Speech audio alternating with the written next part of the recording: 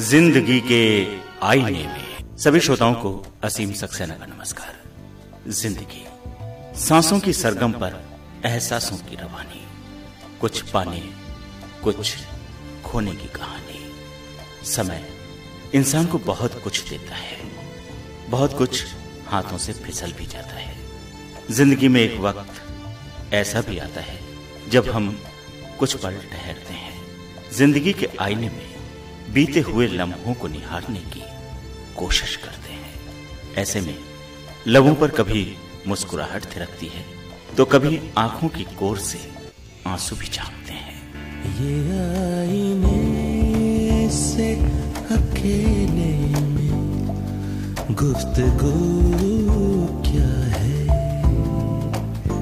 ये आईने से अकेले में गुफ्तगू क्या है।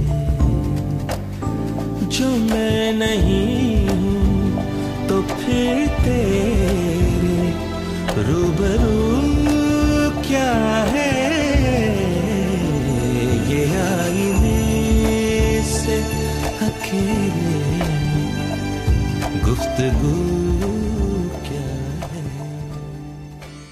श्रोताओं, आज हमारे साथ हैं रेडियो के जाने माने लेखक, बहुत सारे टीवी सीरियल्स के स्क्रिप्ट राइटर, इतिहास के क्षेत्र में एक जाना माना नाम। खास तौर पर जब जब रोहिलखंड की बात चलती है, इस एरिया की बात आती है, तो उन्हीं पर जाकर निगाहें ठहरती हैं। वो शख्सियत हैं जनाब नफीस सिद्दीकी साहब। नफीस साहब आज हमारे साथ हैं और हम उनसे उनकी जिंदगी के बारे में, उनके लेखन कार्य के बारे में बहुत कुछ जानने की कोशिश करेंगे। तो नफीस साहब, सबसे पहले तो आपका स्वागत है इस कार्यक्रम में। शुरुआत से बात की जाए, किस तरह की परवरिश आपको मिली? मैंने जब होश संभाला तो स्टेट तो मर्ज हो चुकी थी क्योंकि 1944 की पैदाइश है, 1947 में सब कुछ जी। लेकिन जो आप शूट थे स्टेट के वो मैंने देखे। मतलब हम लोगों को इजाजत नहीं थी कि बगैर टोपी के घर से बाहर निकले। हम लोगों को ये हिदायत थी कि घर में जो काम करने वाली आती हैं सफाई का, उन्हें कट्टो खाला कहें। तो इस तरह के आदाब घर से ही शुरू हो गए थे। बाहर भी ऐसा होता था कि अगर कोई गलत कदम पड़ा तो बुजुर्ग होते थे, वो टोक दिया करते थे कि किसके बेटे हो भाई, जरा संभल के चलो, इतनी शरारतें नहीं करते हैं।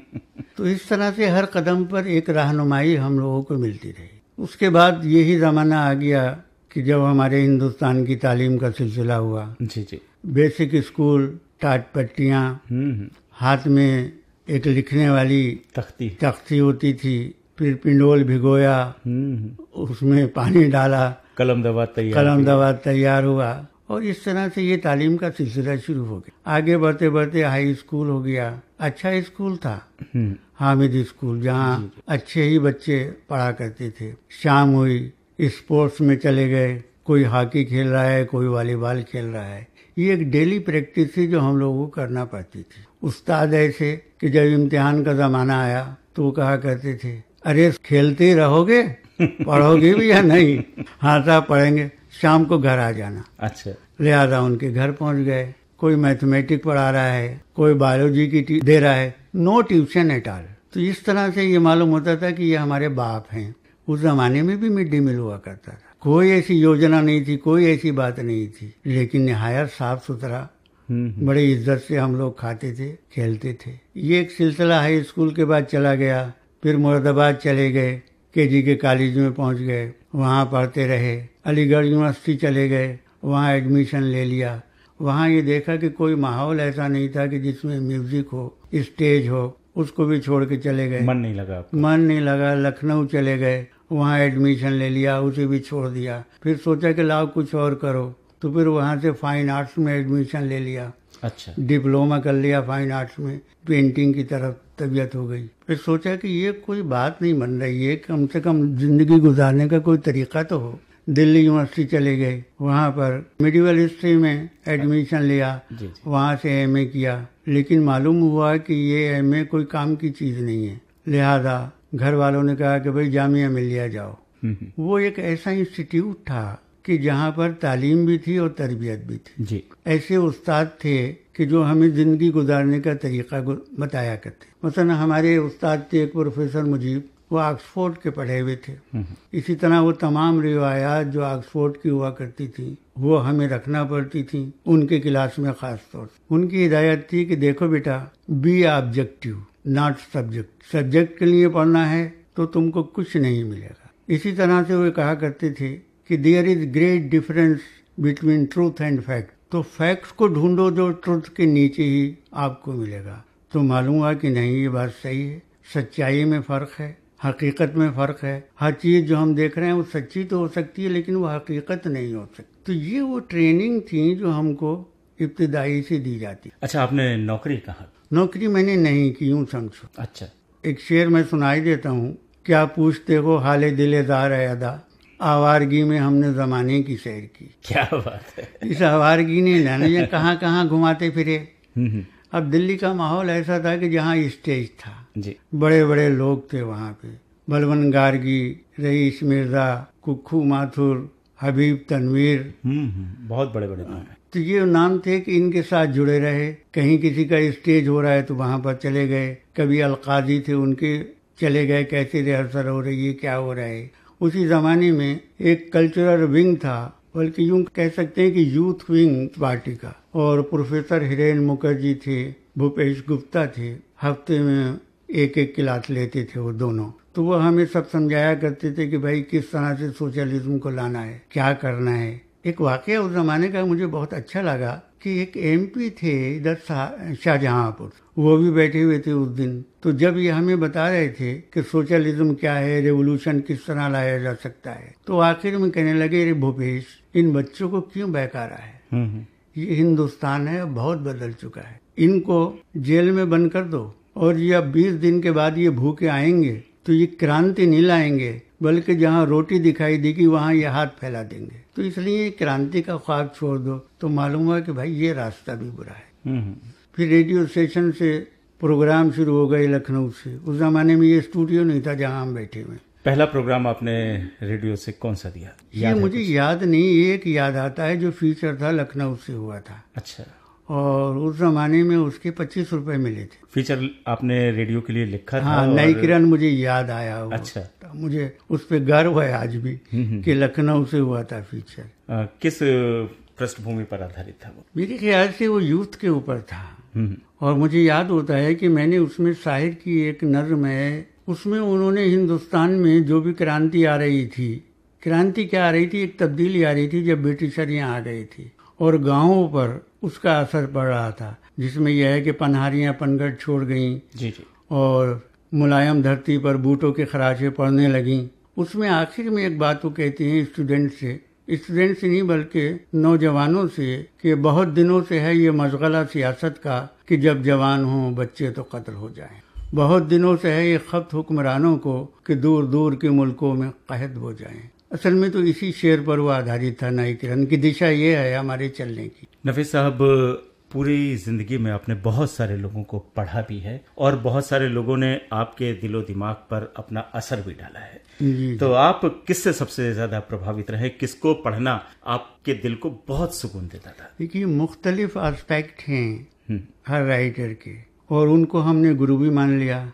जब कबीर को पढ़ा तो एक शांति मन को मिली जी। जब फारसी के शुआरा को पढ़ा जो सूफी थे, बड़ी शांति मिली। रवींद्रनाथ टैगोर को पढ़ा तो थोड़ा सा उन्होंने दिमाग में आए कि सोचो भी और समझो भी। इस तरह अमृता प्रीतम को जब पढ़ा वो मुझे बहुत पसंद है, मैं आपको बता दूं। उनकी बहुत सी नज़मों का मैंने उर्दू तर्जुमा भी किया है, मंजूम तर्जुमा भी। उनसे मैं ज़्यादा बहुत इम्प्रेस हूँ। इसी तरह से मैं आमतौर पर लोगों से ये करता हूँ कि देखो कितना ही पढ़ लो लेकिन श्रीमद् भागवत गीता जरूर पढ़ना, क्योंकि इसके बगैर तुम्हारी तालीम अधूरी है। इसी तरह से जहाँ तुम कुरान पढ़ते हो वहाँ गायत्री मंत्र को पढ़ो, उसका तर्जुमा पढ़ो, तुम्हें कोई फर्क नहीं दिखाई देगा इन दोनों के अंदर, सूरह अलहम्द में या गायत्री मंत्र में। तो ये वो एस्पेक्ट हैं जो असर डालते रहे। आपने इतिहास को अपना खास विषय बनाया जी जी जी, और बहुत शोध कार्य आपने की, लगातार बहुत सारी रिसर्चेज आपने की हैं और वो पब्लिश भी हुई हैं, उस बारे में जानना चाहेंगे। कि इतिहास ये इत्तेफाक है कि मेरा सब्जेक्ट रहा और कल्चर भी मेरा सब्जेक्ट रहा। मैंने इतिहास को थ्रू कल्चरल वैल्यूज जानने की कोशिश की, क्योंकि यही वो बड़ी सीधी सच्ची चीज होती है जिससे हमें इतिहास को समझने में आसानी होती। फिर रोहेला इतिहास की तरफ मैं आया तो तकरीबन 20-25 साल हो गए जब मैं इसी इतिहास पे काम कर रहा हूँ। ऐतिहासिक नाटकों को, उसकी घटनाओं को मैंने सामने रखा। तो मैंने ये सोचा कि उस्ताद का कहना था कि बी ऑब्जेक्टिव, क्या इतिहास का प्लाट हम इसलिए बना रहे हैं कि एक पुरानी कथा कह दें, या इसकी कोई यूटिलिटी है हमारी जिंदगी में। ये सोचकर मैंने स्टडी किया हिस्ट्री को। मसलन मोहम्मद शाह रंगीले के ज़माने की जब मैंने तारीख को देखा और एक नाटक लिखा, एक कुर्बानी गुमनाम जी, तो उस जमाने के जो हालात थे कि जितने भी सूबेदार थे वो सब लालची और खुदगर्ज हो चुके, और एक तरह से उन्होंने डिसेंट्रलाइज कर दिया था सेंट्रल गवर्नमेंट को। फिर मैंने सोचा कि हिंदुस्तान भी कुछ इसी रास्ते पे चल रहा है। प्रोविंशियल पार्टीज जो हैं वो पावरफुल होती जा रही हैं जी।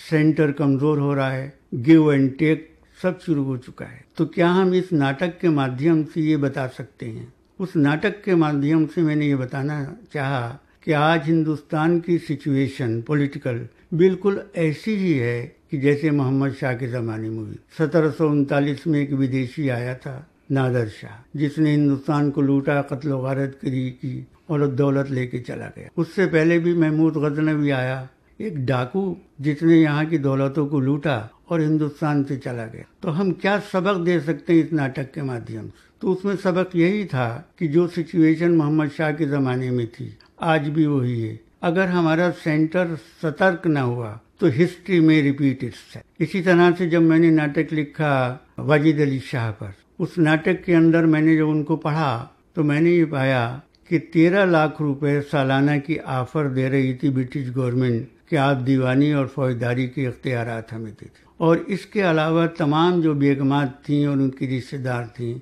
उनको स्टाइपेंड अलग देना चाहा, लेकिन उस शख्स ने उसको कबूल नहीं किया। और वहाँ वो ये कहता है कि क्या आप शेर लोमड़ी के दस्तरखान से खाएगा, और उसने उस छोड़ को कलकत्ता चले गए। तो इसका मतलब है कि गैरतदार आदमी था। जी जी जी। तो ये है असल हिस्ट्री, ये है वो हकीकत जो मैं उजागर करना चाह रहा हूँ हिस्ट्री के माध्यम से। या अभी एक और ड्रामा था जो आकाशवाणी रामपुर ने किया, और शमा जलती रही उसका नाम है जी जी। वो भी एक ऐसा अनटोल्ड स्टोरी है कि जिसके बारे में हमारी यंग जनरेशन नहीं जानती।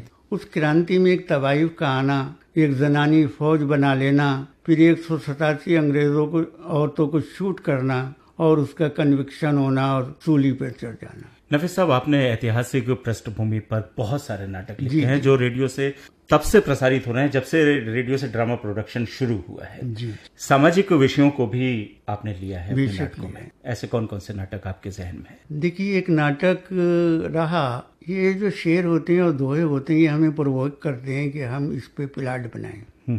गालिब का एक मिसरा मेरे सामने आया, शमा जलती है तो उसमें से धुआं उठता है। तो मैंने सोचा शमा जलती है तो धुआं उठता है, लेकिन शमा की क्या हालत होती है? एक लड़की जिसकी शादी होती है वो जाती है, लेकिन उस माहौल में वो शमा की तरह जलती जरूर है लेकिन पिघलती रहती, उसका कोई अस्तित्व अपना बाकी नहीं रहता। तो वो सिचुएशन जो हमारे समाज में आजकल घरों घरों है, तो जलती हुई पिघलती हुई शमा की हालत उसमें मैंने बयान की। ये एक सामाजिक चीज है। या इसी तरह से जैसे कि एक नाटक और है, वो सुबह कभी तो आएगी जी जी। आज कॉलोनियां बन जाती हैं, 10 साल के बाद ये मालूम होता है कि वो जगह तो है गैर कानूनी है, मुकदमा शुरू हो जाता है। जिन लोगों ने लोन लिया बैंक से, इधर से उधर से, उनके बच्चे भी उस कॉलोनी में हो जाते हैं।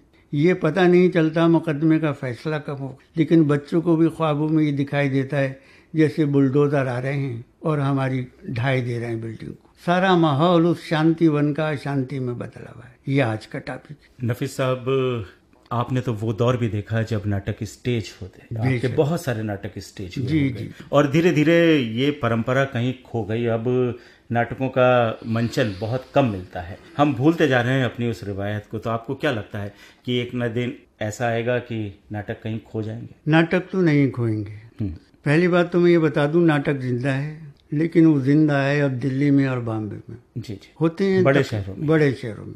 जहाँ से नाटक का जन्म हुआ था, छोटे शहरों से, वहाँ नाटक खो चुका है। खास तौर से मैं रामपुरी के विषय में बात आपसे कर रहा हूँ कि वो जगह थी कि जहाँ नाटक स्टेट के ज़माने में 1902 से शुरू हुए और यहाँ पृथ्वीराज कपूर, अच्छा, जोहरा सहगल जैसों ने एक्टिंग की यहाँ नाटकों में। इसी तरह से यहाँ वो आगा करके जो मशहूर हैं, एक आगा हशर काश्मीरी जी, वो यहाँ पर रहे मौजूद। ये नाटक पहले तो किले के अंदर शुरू हुए, वहाँ आज भी है स्टेज जो गर्ल्स डिग्री कॉलेज से अटैच हो गया है जी। दूसरे फिर आवाम के लिए एक नाटक शुरू हुए जो आज किले के गेट के पास मदरसा आलिया है, उसके नीचे एक हॉल था जहाँ लोग आवाम देखा करते। पूरा डिपार्टमेंट यहाँ पर नाटक का कायम हुआ, जहाँ बहुत सारे आर्टिस्ट नौकर भी। फिर ये रज़ा अली खां के ज़माने में जिंदा हुआ है स्टेज। आज यहाँ पर कोई भी ऐसी जगह नहीं जहाँ बच्चे नाटक कर सकें। मैंने यहाँ के, माफ़ कीजिएगा नाम नहीं लूँगा, MP से रिक्वेस्ट की थी कि मैडम ऐसा कीजिए कि हमारे लिए एक मंदिर बनवा दीजिए। का मंदिर? मैंने कहा जी, आप मदरसों को, पाठशालाओं को बहुत पैसा देती हैं, लेकिन हमारे लिए एक मंदिर कर दीजिए। कैसा मंदिर है? मैंने कहा हमारा मंदिर हमारा स्टेज होगा, जहाँ हम होंगे, बच्चे होंगे, जो भी कुछ उनमें टैलेंट है वो उभर कर सामने आएगा। वायदा किया, खत्म। आज के मंत्री से भी मैंने यही बात कही कि ये बच्चे कहाँ जाएं, ये सब टैलेंट खत्म होते जा रहे हैं। और इस बात को भी आप जहन में रखें कि हमारे रामपुर की जो जबान है और यहाँ का जो लहजा है वो हिंदुस्तान में आपको नहीं मिलेगा। इनमें बहुत टैलेंट है। रामपुर की तारीख और इस रियासत की तारीख के ऊपर आपकी कुछ किताबें रजा लाइब्रेरी से शाया भी हुई हैं, हिंदी में भी और उर्दू में भी। जी जी जी, उस बारे में। एक तो है रोहेला इतिहास, जिसका पीरियड 1760 से लेके और 1774 तक। एक है तारीख रोहेला, इसका भी तकरीबन पीरियड एक है, ये उर्दू में है लेकिन थोड़ा इसके अंदर बदला हुआ है। तो इनमें आपने क्या क्या विषय समेटे? एक और किताब है जो बड़ी मशहूर हुई है, वह है रामपुर दरबार के संगीतकार जी, जी, जी। एवं नवाबी रस्में। इन रस्मों को हमने स्टेज किया, बड़ा अच्छा लगा और उस तमाम तारीख को हमने बयान किया जो 350 साल से यहाँ संगीत की परंपरा रही। तो इसमें भी मैंने कोई खास बात बताने की कोशिश नहीं की, लेकिन ये जरूर बताना चाहा कि देखो कैसा आपसी सौहार्द यहाँ बना हुआ था। अगर यहाँ पर मनसबदार अयोध्या प्रसाद मान लो नाम था तो मोहम्मद अली भी थे, एक दूसरे के ताल्लुकात भी थे। ये रस्में सब मिलजुल कर बयान किया करते थे। माहौल ऐसा बना हुआ था, मुझे याद है बचपन का कि शायद मैं 8वीं क्लास में था, तो उस जमाने में यहाँ एक नाग मंदिर है जी। तो यहाँ बसंत मनाया जाता था। पूरी रात बसंत गाया या बजाया करता था। उसमें पंडित अयोध्या प्रसाद, सादक अली खां बिनकार, मुश्ताक हुसैन खां, सैयद इब्न अली मियाँ, अता हुसैन खां, न जाने कितने इस तरह के मौसीकार जमा हो जाया करते। आज वो बसंत कहाँ गया? किसने तोड़ा इन तमाम चीज़ों को? इसी तरह की तमाम चीज़ें थी जो आज रिश्ते बने हुए हैं रामपुर के अंदर। सब खानदान एक दूसरे को बाय नेम जानते हैं और सब हिंदू मुसलमान आज भी एक दूसरे के घर इसी तरह जाते हैं। ये स्टेट की देन थी। नफीस साहब, संगीत आपकी आत्मा में रचा बसा है, बहुत पसंद है आपको और हर कोई आपके दिल को छू भी नहीं सकता। खासा मुश्किल होता है आपकी कसौटी पर खरा उतरना। तो संगीत के प्रति इतना रुझान कैसे हुआ और अब किस तरह से आपको संगीत सुनना अच्छा लगता है? उसमें हुआ ये है कि संगीत तो खैर सबको ही पसंद आता है। क्लासिकल संगीत? हाँ, क्लासिकल का मैं आज कर रहा हूँ कि कुछ तो मिजाज यहीं का बना हुआ था, क्योंकि रामपुर तो एक घर था क्लासिकल संगीत का, तो बहुत से लोगों को हम जानते थे। जब दिल्ली पहुंचे तो वहाँ पर म्यूजिक क्लास ज्वाइन कर लिया। तो वहाँ दिल्ली घराने के एक उस्ताद सिखाते थे, उस्ताद हिलाल खां। तो 2 साल तक वहाँ पर उस क्लास में बैठे उठे। तो इस तरह क्लासिकल संगीत से भी कुछ रग़बत हुई और उस पूरे खानदान से रग़बत हुई। उनके वसीले से और फनकारों से भी मिले, जैसे अली अकबर खां मिले, जी, बिरजू महाराज तो ऐसे थे कि जैसे रामपुरी के आदमी हैं, इस तरह मिला करते थे। तो यूं ही एक सिलसिला जुड़ गया क्लासिकल मौसीकी से। तो अब संगीत को किस तरह से आपने खुद से जोड़ रखा है? देखिए, संगीत एक रूह की ग़िज़ा मैं मानता हूँ। जितनी शांति संगीत सुनकर मिलती है किसी से मिलती। मिसाल के तौर पर मैं अगर कोई ड्रामा लिख रहा हूँ और किसी जगह जाकर मैं इटक गया, तो आप यकीन कीजिए कि मैं सुबह को फजर की नमाज पढ़ी जी, और उसके बाद मैंने एक कैसेट लगाया परवीन सुल्ताना का। वो सादरा गाती हैं, अच्छा, भवानी गयानी महाबागबानी। आप यकीन कीजिए, आंखें बंद करके उस सादरा को सुन लीजिए तो मालूम होगा कि इस दुनिया से हमारा संबंध ही टूट और एक रोशनी मेरे अंदर पैदा होती है और मैं बड़े आराम फील करना शुरू कर दिया। ये रूह की ग़िज़ा है भाई। नफीस साहब, जब कोई नाटक लिख रहे होते हैं या किसी फीचर की स्क्रिप्ट पर काम कर रहे होते हैं तो किस तरह का माहौल आपको चाहिए होता है? कब वो जज्बात दिल के अंदर से आने शुरू हो जाते हैं? देखिए, जहाँ तक टीवी मीडिया का ताल्लुक है उसमें तो ये होता है कि हमें वहाँ बैठ के लिखना पड़ता है। अच्छा। आप यकीन कीजिए, मालूम हुआ कि ये सीन जो है आपका 15 मिनट का है, हमें 3 मिनट का चाहिए। तो हमें उस सीन को 3 मिनट में ही करना पड़ता है। फिर मालूम हुआ कि इस शब्द का उच्चारण या आर्टिस्ट नहीं कर पा रहा है तो उसको बदल कर हमें देना पड़ता है। यहाँ तक मेक महान जैसा इतना पुराना आर्टिस्ट एक डायलॉग नहीं बोल पा रहा था, हालांकि वो डायलॉग कोई ऐसी चीज नहीं थी। मैंने कहा भाई मेक महान इस डायलॉग को इस तरह बोल।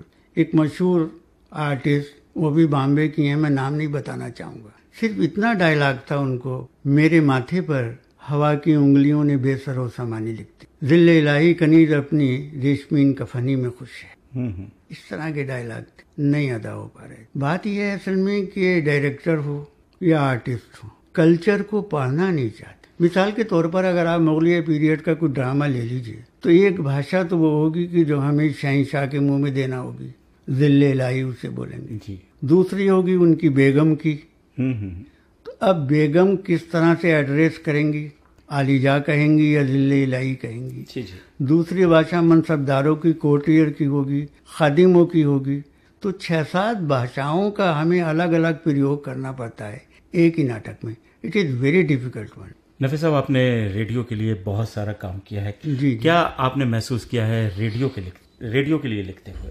भाई रेडियो मेरी जननी है और मैं समझता हूँ कि जितनी भी फॉर्मेट हैं उन सबसे डिफिकल्ट फॉर्मेट जो है वो रेडियो है। आप यूँ समझ लीजिए कि अगर हम टीवी प्रोडक्शन कर रहे हैं तो आर्टिस्ट के पास बहुत सारी ऐसी चीजें हैं कि जो अपने भाव व्यक्त करते जी। पूरी बॉडी है, हाथ हैं, आंखें हैं, मुंह हैं, कभी नॉडिंग कर दी, कभी यस कर दी। लेकिन रेडियो में क्या है, रेडियो हमें ये बताना चाह रहा है कि एक हमारा आर्टिस्ट है जो कमर पर एक बोझ लादे हुए एक लाश का, और उस जगह जाके वो उसे डाल देता है। हम शब्द भी यूज नहीं कर सकते, तो जाहिर है कि उसकी सांसों के एक्शन से हमें ये मालूम होगा कि इतना भारी इस पे बोझ है और ये बोझा इसने वहां पर फेंक दिया। 3 मिनट का गाना सुनना मुश्किल होता है, लोगों को बदल देता है। आधे घंटे का नाटक कौन सुनेगा? जाहिर है कि शब्दों में कोई बात तो है जो हमसे जुड़ा रहता है इंसान। तो मैं समझता हूँ कि जिसने रेडियो कर लिया उसके लिए कोई फॉर्मेट मुश्किल नहीं, चाहे फीचर फिल्म हो या टीवी मीडिया हो। रेडियो के लिए बहुत सारा लिखा नफीस साहब जी।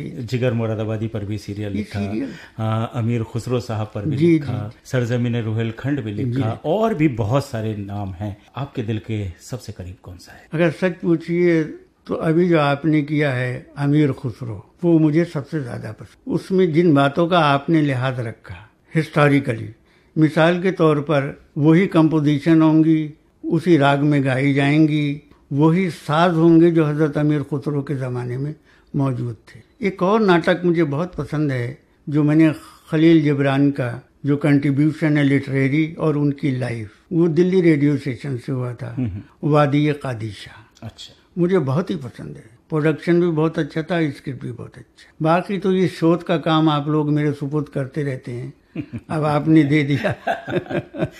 नफी साहब, कुछ खास कंधों पर ही ये जिम्मेदारी दी जाती है जिनसे अल्लाह ने मुझे इस लायक बनाया, आप इस लायक समझते हैं। अच्छा, ये बताइए कि शेर आप बहुत सारे सुनाते हैं अक्सर। जी जी जी। कभी शेर व शायरी की तरफ रुझान नहीं हुआ? भाई हुआ है, लेकिन मैं कभी एज ए पोएट किसी के सामने न गया और न जाना चाहता हूँ। मैंने आपको बताया था कि कभी कभी मैं ये करता हूँ कि कुछ लिख लेता हूँ जी, और वही शेर या वही नज़्में मेरा प्लाट बन जाती है नाटक। जी जी। अगर आप आज मौका है और हमारी इच्छा भी है कि नफीस साहब के लिखे हुए कुछ गीत कह लें, कुछ शेर कह लें, कुछ नज़्में कह लें, अगर वो सुनने को मिल जाए तो आनंद आ जाए। बड़ी खुशी की बात है। एक तो मैं आपको एक ऐसी नज़्म सुनाता हूँ, 2 सखियों के डायलॉग के रूप में ये नज़्म है। क्या बात है। और इस तरह की नज़्म आपने यूं नहीं सुनी होगी कि कोई टॉपिक ये लेता नहीं। जी जी, इरशाद। अब 2 सखियों के डायलॉग को आप खुद समझ लेंगे कौन क्या कह रही। रात के पिछले पहर नीम के पिछवाड़े से कौन आता है तेरे द्वार, जरा बोल सकी, मन के दरवाजे जरा खोल सकी। कितनी अनजान है तू, कितनी नादान है तू, देखा मैंने भी है आते जाते, एक साया सा दबे पाँव गुजरता है कभी, देखती मैं भी हूँ पर किससे कहूँ, सोचती मैं भी हूँ पर कैसे कहूँ, कितना अच्छा है ये इल्जाम कुंवारी के लिए, बिरहा की आग में जलती हुई नारी के लिए, नगमा व गुल के लिए, बादे बहारी के लिए। कितने सपने हैं जो साकार नहीं होते हैं, राह चलते हुए सब यार नहीं होते हैं।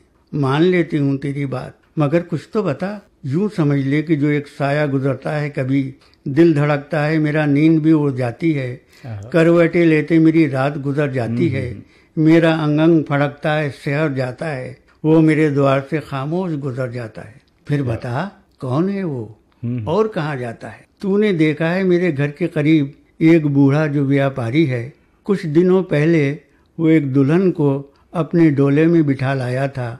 एक दिन बातों ही बातों में मुझे उस दुल्हन ने ये बताया था, बाद मुद्दत के भी वो कुंवारी है। उसी दुल्हन ने खरीदा है किसी साये को। क्या बात है। एक और मैं आपको अमृता प्रीतम की नज्म है जो मुझे बहुत पसंद है जी। उसका मंजूम तर्जुमा सुना रहा हूँ, जो उर्दू में मंजूम तर्जुमे आपको मिलेंगे नहीं। जी जी। ये उन्होंने लिखी थी इस उन्वान से कि वारिस शाहान हूँ। अच्छा। आप जानते हैं वारिस अली शाह शायर को, जिन्होंने हीर रांझा लिखी। जी जी। और आज के माहौल को उन्होंने नजरों के सामने रख के इसका यूटिलाइजेशन किया। आज आवाज देती हूँ तुझे कब्र में लेटे हुए वारिस शाह, लम्हा दो लम्हा तू कभी कब्र से बाहर भी आ, दास्तान इश्क का कोई सबक आके फिर हमको सुना। है यकीन मुझको कि तुझको याद होगी वो घड़ी, रोई थी पंजाब की बेटी कभी, तूने लिखी थी एक ऐसी दास्तां, सुन के रोता है जिसे सारा जहां। आज फिर पंजाब की रोती हैं लाखों बेटियां, कह रही हैं तुझसे दिल की दास्तां, दोस्त है तू दर्दमंदों के लिए, कब्र से बाहर निकल हालत पंजाब देख। है लहू से सुर्ख दरियाए चनाब, जा बजा लाशें हैं चौपालों में, सर हैं बेहिसाब, किसने घोला पांचों दरियाओं में जहर, उठ रही है नफरतें अब हर लहर से, सींचते हैं खेत सब इस जहर से। जहर में डूबी फजा है, जहर में डूबा धुआं, बांस जहर आलूद होकर बन गए हैं काले नाग, बांसुरी का नगमा फैलाने लगा नफरत की आग, जहर से नीले हुए हैं तन बदन, प्यार के नगमे बने हैं शोलाजन। आज चरखे पर कोई गाता नहीं, अब किसी इंसान का इंसान से कोई नाता नहीं, खो गई हैं सारी सखियां नफरतों की धुंध में, हम नफस दमसाज हमदम अब नजर आती नहीं, प्यार के नगमे कोई भूले से भी गाती नहीं। तोड़ दी मल्लाहों ने सब कश्तियां, कितने वीरा हैं किनारे कैसी वीरा बस्तियां, तोड़ डाली हैं किसी ने पीपलों की टहनियां, बांसुरी पर अब कोई गाता नहीं, अब कोई रांझा नजर आता नहीं।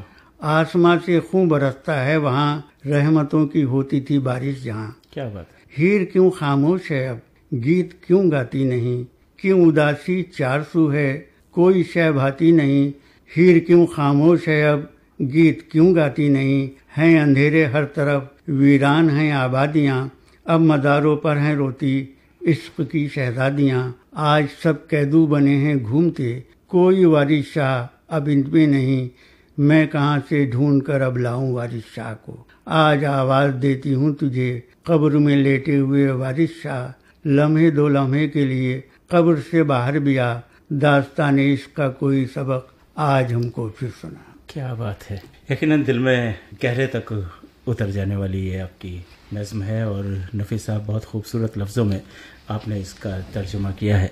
बहुत सारी चीज़ें आप लिखते हैं। जी जी। नाटक भी लिखते हैं, रूपक भी लिखते हैं, आर्टिकल्स भी लिखते हैं, तो आपके इस लिखावट से घर पर किस तरह की रिएक्शन होती है? माहौल अच्छा है।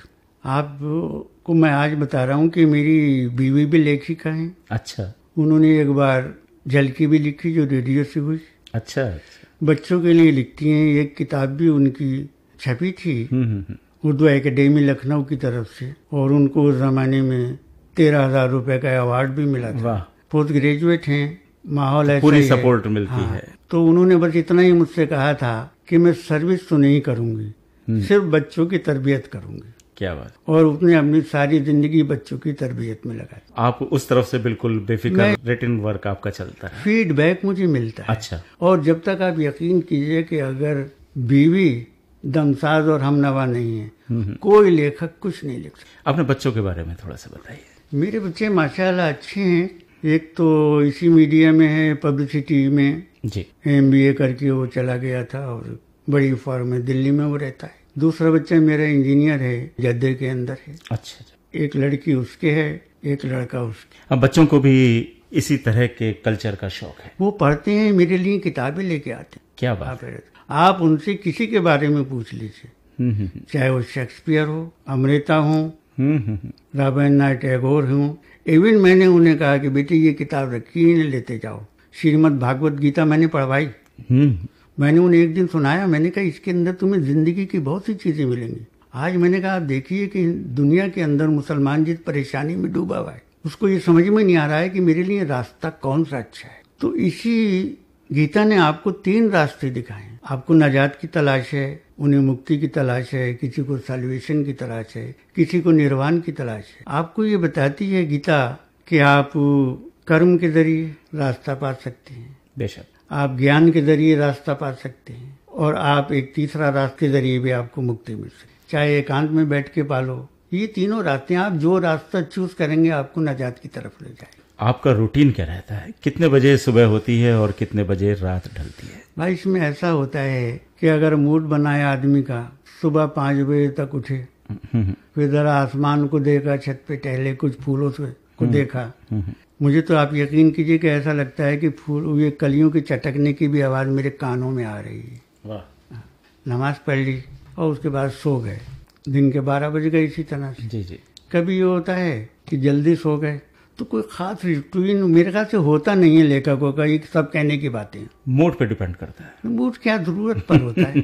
अच्छा, सारी बातें हो गई और आपके शख्सियत के लगभग हर पहलू पर हमने बात की, लेकिन एक चीज रह गई है। जी फरमाइए। आप बहुत अच्छी पेंटिंग करते हैं। पेंटिंग मैं आज भी करता हूँ जी, और मैंने आउटडोर पेंटिंग बहुत की है। आपकी पेंटिंग का खास कोई विषय रहता है या नेचर?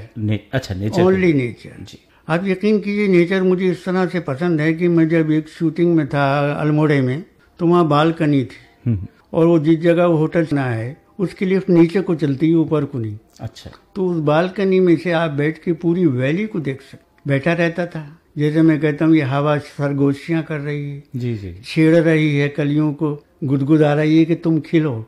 मुझे आवाजें आ रही हैं उनकी। तो मैंने बच्चे को खत लिखा था कि बेटे पता नहीं अल्लाह मियाँ से हम लोग क्यों डरते हैं। अल्लाह तो सरापा जमाल है, उसका नूर हर तरफ बिखरा पड़ा। ये मध्यम स्वर कौन सुनेगा? मैं सुन रहा हूँ, मत डरा करो। तो इसलिए मुझे नेचर से हमेशा प्यार। और आप जब सफर करेंगे तो आपको इससे बड़ा कोई दोस्त भी नहीं मिलेगा। क्या बात, यकीन कीजिए। नफीस साहब, बहुत सारी ख्वाहिशें ऐसी होती हैं जो हम चाहते तो हैं पूरा करना, लेकिन किसी मजबूरी की वजह से, हालातों की वजह से इसे पूरा नहीं कर पाते। तो आपका ऐसा कौन सा काम है जिसको आप अंजाम देना चाहते हैं? लगभग जिस काम को हाथ में लिया बस कोशिश ये करते हैं कि अल्लाह इसे पूरा करे, क्योंकि वो खत्म होगा तो वही काम दूसरे को जन्म देगा। जी जी जी। तो न काम का सिलसिला बंद होगा, उम्र तो उतनी है जितना आप कर पाएगा। तो ख्वाहिशें करने से भी क्या फायदा? जो ख्वाहिशों में बन गया वो मंजिल नहीं पा सकता। क्या बात है नफीस साहब, आपने हमारे लिए इतना वक्त निकाला, इसके लिए शुक्रगुजार हैं हम आपके। बहुत बहुत धन्यवाद। शुक्रिया भाई।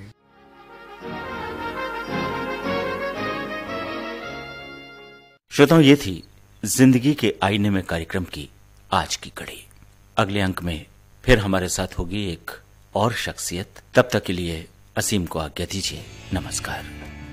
ये आईने से अकेले में गुफ्तगू क्या है?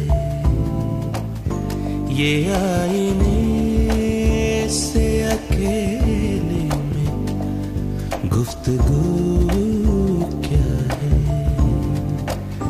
जो मैं नहीं हूँ तो फिर तेरे रूबरू क्या है?